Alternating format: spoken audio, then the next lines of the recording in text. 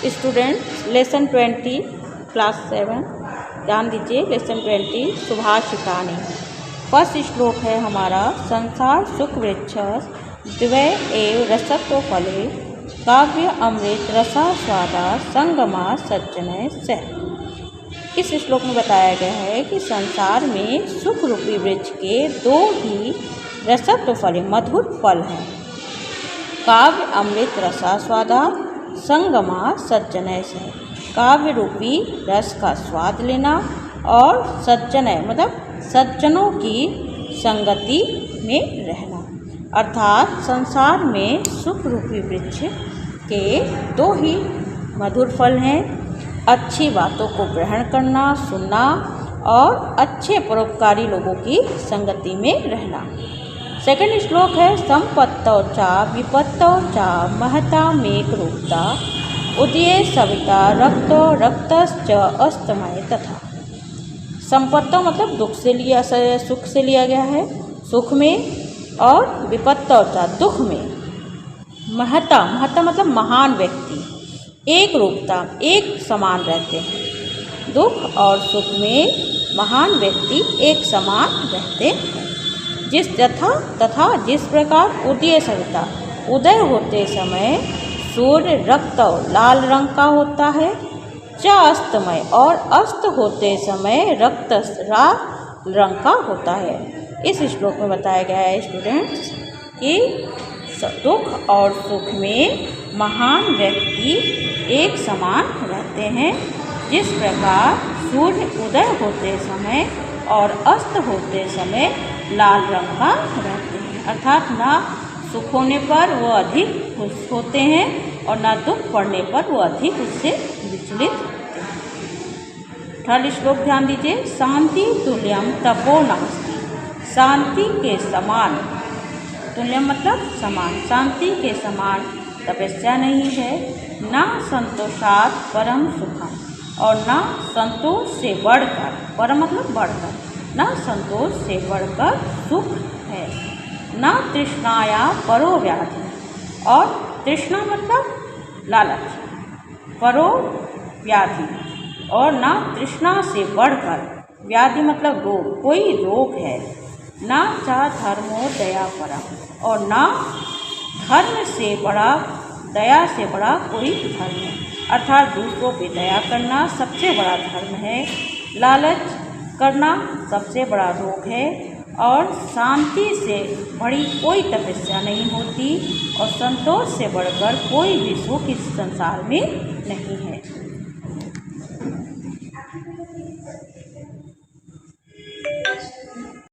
और देखिए बेटा, गुणे स्पृहणीयः स्यानन् रूपेण युतो नरः सौगंध वर्जयं नादेयं पुष्पम कांतम अपि क्वचित्। अर्थात गुणेन स्पृह मतलब गुण से व्यक्ति चाहने लायक बनता है।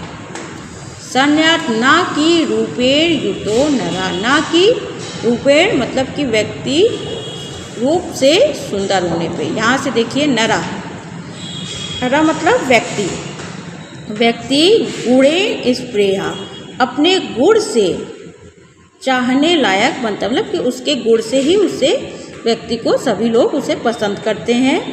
सेना ना कि रूपेण युतो, ना कि उसके रूप से। आप लोगों को बताया भी गया है कि व्यक्ति को लोग, दूसरे लोग उसके गुणों के द्वारा पसंद करते हैं, उसके सुंदर होने पर उसे पसंद नहीं करते। कितना भी व्यक्ति सुंदर हो मगर उसमें अच्छाई नहीं होगी तो वह किसी को प्रिय नहीं लगेगा। जिस प्रकार, अब देखिए एग्जाम्पल भी दे रहा है, वो उदाहरण भी दे रहा है। जिस प्रकार सौगंध वर्जयम, सुगंध वर्जय मतलब रहित, सौगंध से रहित, पुष्पम फूल, नादेयम मतलब ग्रहण करने योग्य नहीं होता, भगवान को चढ़ाने योग्य नहीं होता। कोई भी जिस फूल में खुशबू नहीं होती उसे कोई भी व्यक्ति पसंद नहीं करता। तो यहाँ पे दिया हुआ है सुगंध से रहित फूल ग्रहण ना दे मतलब ग्रहण करने योग्य नहीं होता। कांतम वपि क्वचित्, चाहे वो कितना भी, कांतम वपि चाहे वो कितना भी कांतम मतलब सुंदर हो। इस श्लोक का अर्थ है कि व्यक्ति अपने गुण से सभी का प्रिय होता है, ना कि रूप से। जिस प्रकार सौगंध से रहित पुष्प ग्रहण करने योग्य नहीं होता, उसी प्रकार चाहे वह फूल कितना भी सुंदर हो। यहाँ हमने अर्थ भी लिखा है शब्दों के आगे। अगर आपको नहीं समझ में आ रहा तो इन शब्दों को देख करके भी आप पढ़ सकते हैं। 5th श्लोक है आपका, परिवर्तनी संसारे मृतः को वा न जायते, सा जातो येन जाते याति वंशः सम उन्नतिम। इसका आप विग्रह करेंगे तो संधि करेंगे तो सम उन्नतिम आएगा।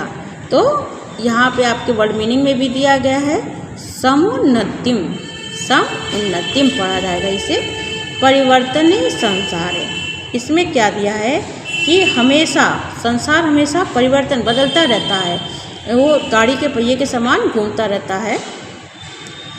संसारे परिवर्तन, संसार मतलब कि इस परिवर्तित यानी बदलने वाले संसार में मृता को वा ना जाते, कौन मरता और जन्म नहीं लेता, अर्थात सभी इस संसार में मरते भी हैं और जन्म भी लेते हैं।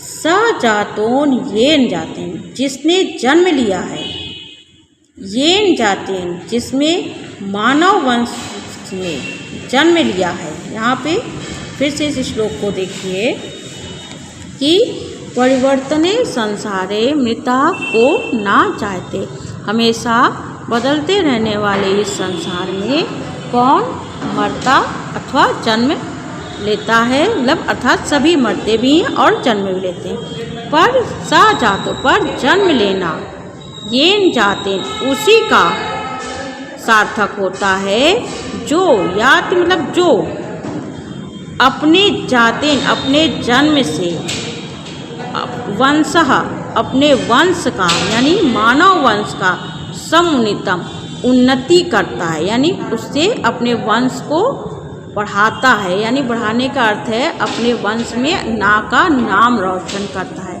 अर्थात प्रत्येक क्षण बदलने वाले इस संसार में हमें परिवार, समाज और राष्ट्र के लिए हमेशा प्रयत्न करना चाहिए, जिससे उसका नाम हो और हमारा जन्म लेना सार्थक हो। फिर से देख लीजिए, परिवर्तन इन संसारे, बदलते रहने वाले इस संसार में कौन नहीं मरता है या जन्म लेता है, अर्थात सभी मरते और जन्म लेते हैं। साजातुन, परंतु जो उसी का जन्म सार्थक है, येन जाते जो कि जन्म लेकर जाति वंश अपने मानव वंश का उन्नति करता है, यानी उत्थान करता है, अपने वंश को बढ़ाता है, यानी उसका नाम करता है।